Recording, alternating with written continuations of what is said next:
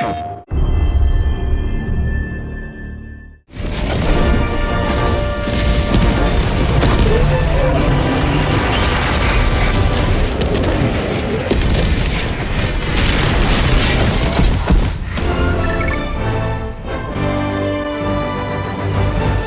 of democracy, we're going to the heart of democracy. The Illuminates are back, and they're back with a vengeance. This time, they come with their full fleet. And what do you do when ships invade you? You shoot them down. Since Omens of Tyranny, the Illuminates have been attacking planets all over the galaxy. While they have been working from the shadows, moving Meridia closer and closer to Super-Earth. After Super-Earth managed to stop Meridia, the Illuminate fleet emerged and headed straight for Super-Earth, the heart of democracy. Super-Earth itself is under attack, and Helldivers must fight to defend their home planet. Cities offer a new kind of gameplay, where players need to be more careful about throwing stratagems and consider their Super Destroyer position more. For the first time, you'll also have some help from the Super-Earth armed forces.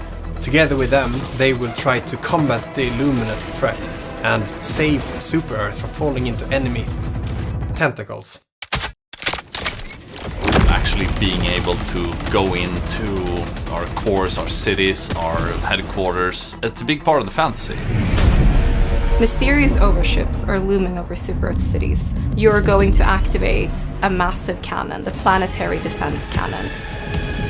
But not only that, you actually get to manually control and aim it, which is something that is completely new. The goal is to shoot the overship, but of course you can shoot whatever you want. In this mission, the Illuminates are trying to land their warp ships to establish outposts. It's your job to make sure that they don't get this foothold. This is a tug-of-war, blitz-style mission, where you have to shoot down these ships to stop them from gaining an area inside of the Super-Earth cities. The Leviathan kind of snakes through the cities. It takes a lot of firepower to take down, so you might not even be that interested in attacking it. You might just want to get away from it. It just wreaks havoc. It runs into buildings. It will make your day a living hell. Unlike the Leviathan that's kind of on its own path, the Stingray circles the battlefield and is always looking for targets to attack on the ground. They come in, they do strafing runs. It's going to circle around until you find a way to take it down, and it's gonna be fun to see how our players figure that one out. Unlike the regular boatless that are kind of blind and slow and lumbering around, these have assembled their collective strength to become this big terrifying meat wall that just starts relentlessly attacking once it smells any blood. It's much faster than it looks, it's much more dangerous than it looks. Just count on throwing a lot of resources on it to make sure it doesn't bother you again. But that doesn't mean there's not gonna be another one. There's gonna be plenty of these.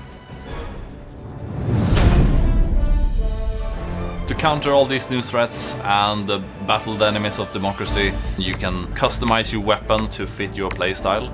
If you want a larger magazine or a smaller one, but a faster reload.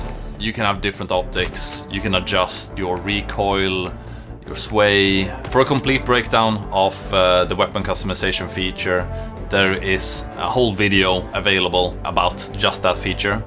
Go check that out. Of course, there are more things to this patch. Small changes, hidden changes. And I don't know where you are right now watching this, but I know where you should be. You should be on Super-Earth saving democracy. The flags are burning. Super-Earth calls for aid. Will you answer the call?